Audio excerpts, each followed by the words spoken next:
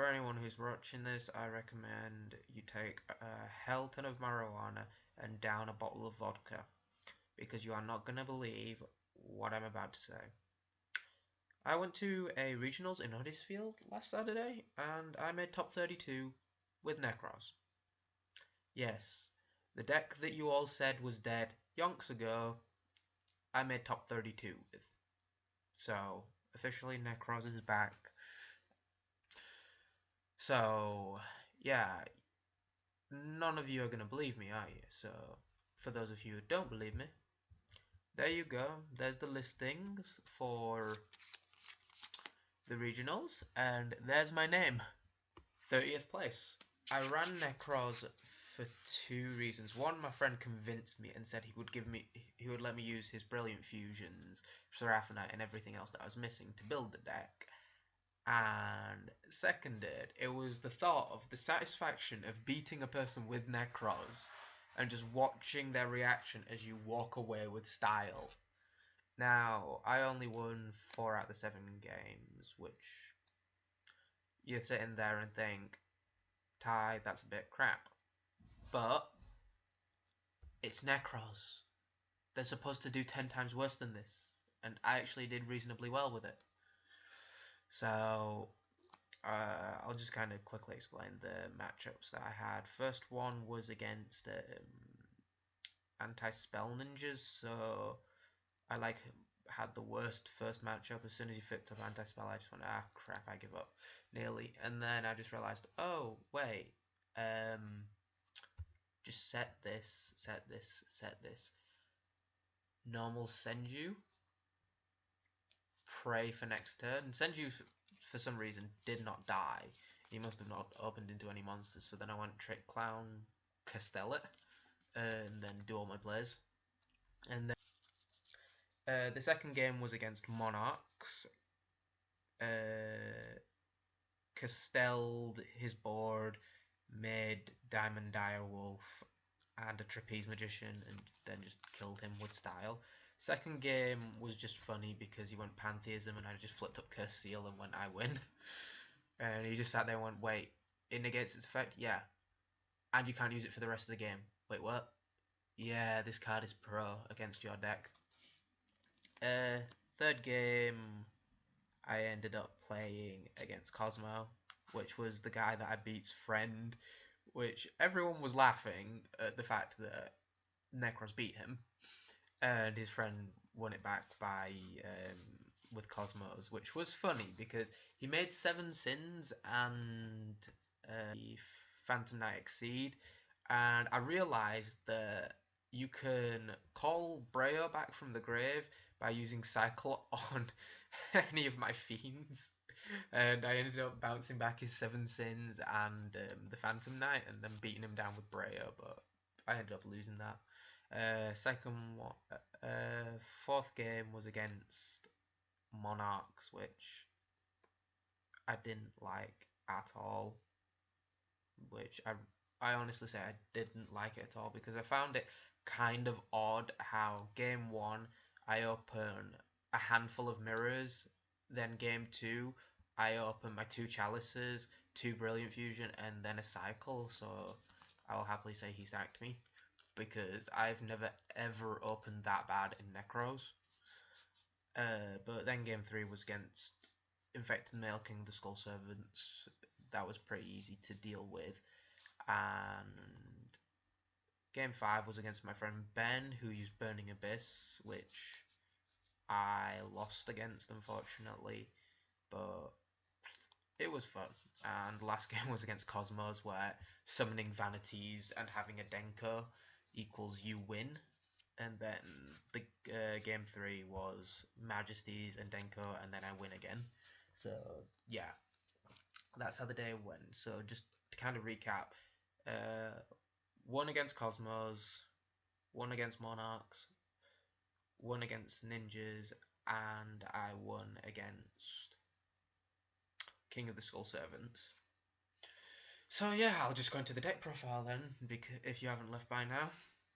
So To start off running the Brilliant Fusion engine, so I've got to run that one Garnet. Kind of cried most of the day because I ended up opening with Garnet in my opening hand, so didn't go down that well. 2 Denkos because I don't run back row, so it doesn't really affect me. And if I flip up Chalice, I win because then his back row is useless. 1 Trick Clown because Brilliant Fusion engine, even though I do end up drawing into this and the Garnet, so Brilliant Fusion's dead to me.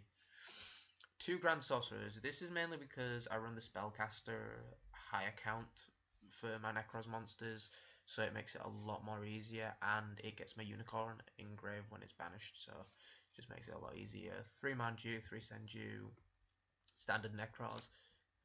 1 Gishki Shadow, 2 reasons why I run it over Vision. 1, it's a Norden target. 2, it's a level 4, so it works a bit better than Gishki Vision, so yeah. 1 Trish Alert. Ended up siding this out quite often because I only ever made it once and I resolved it. I actually, lie I tell, I made it twice. I resolved it against Burning Abyss, and second time I summoned it against Cosmos, but didn't resolve its effect because he ended up calling back one of his monsters, so his grave was empty, but Trish beat down still good. 3 Valkyris because going into time with Valkyris and you having 8,000 life points and just stopping your opponent from attacking is just amazing. 1 Gungnir. This actually, I ended up summoning this twice and it paid off because being able to pop stuff during either player's turn, so when they do their Monarch shit, you just basically just pop anything that they've got. 1 Braille, which I'm going to probably, this is like the reason why I'm going to end up like maining Majesties and Vanities, because I can reborn Braille back from the grave with them. 1 Unicorn because you're only allowed 1. 3 Colossus, which I'm probably going to end up cutting down to 2, even though it is like my searcher. So that's like 23 monster main deck. And then the rest are all spells. 2 Instant Fusion, cut it down to 2 because Norden's at 1. 1 Regeki because it's Regeki. 1 Rotor just to get to my Colossalises.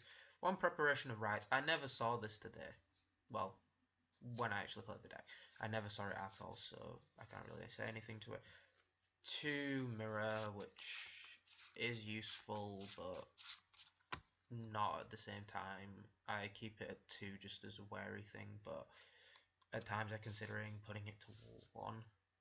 3 Kaleido Mirror because half of the time I summon stuff from extra deck because it's like summon Valk and this first turn by getting rid of Quasar plus 2, then banish my mirrors to get more search and then summon more stuff, so it makes it really really good. 2 Cycle, which part of me is considering bumping it up to 3 and taking out that 1 Nekroz Mirror, because if I main my Vanities and Majesties it means I can bring back Braille. 2 Chalice. I ended up maining these because I couldn't get Maxis in time, so that was like my explanation. And 3 Brilliant Fusion because you want to draw into Brilliant Fusion. So yeah, that's the main deck. Extra deck, 1 Tierra, fodder for Kaleido Mirror, Brilliant Fusion target, Instant Fusion target, Kaleido target, Kaleido target, Kaleido target, Kaleido target. Made this once and made this twice, and it is actually very good because 1, when I got myself down to about 1,000 life points, it paid off because I wanted the Trick Clown to resolve its effect to like win, and making this and taking no damage is fun. 101 because it's just really good because I ended up 101ing a Beatrice while I had Dweller on the field, so it became really really good because I detached for Dweller negating everything, and then I just 101 the Beatrice, so it became really good. 1 Castell because I was tempted to run it at 2, but I ended up running the 2 Dweller over it because PK Fire is more important than Castelling stuff. 1 Diamond Dyer because sometimes big monsters. 1 Emerald because I couldn't get the second Emerald, but even if I could get a second Emerald I wouldn't run it at 2, but it sometimes does help. 2 Dweller because Cosmos, PK Fire, and then like my 1 teched choice was Diamond Crab King.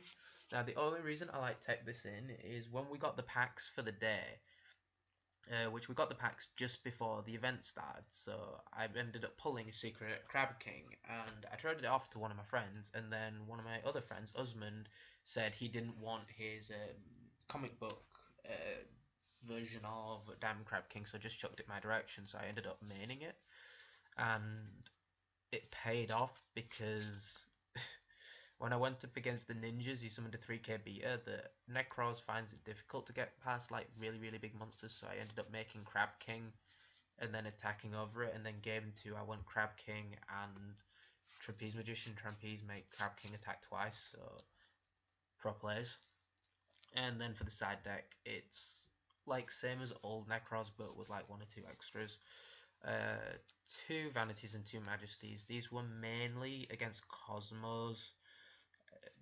That was like my only reason, but I'm probably going to end up like maining 2 Vanities and 1 Majesties because it does seem to help quite a lot, and it does seem to do more than the Brilliant Fusion engine, even though Brilliant Fusion does do something, but at the same time it doesn't, because sometimes it can just be really awful, and half of the time I end up siding out one of my Brilliant Fusions for my Vanities or Majesties.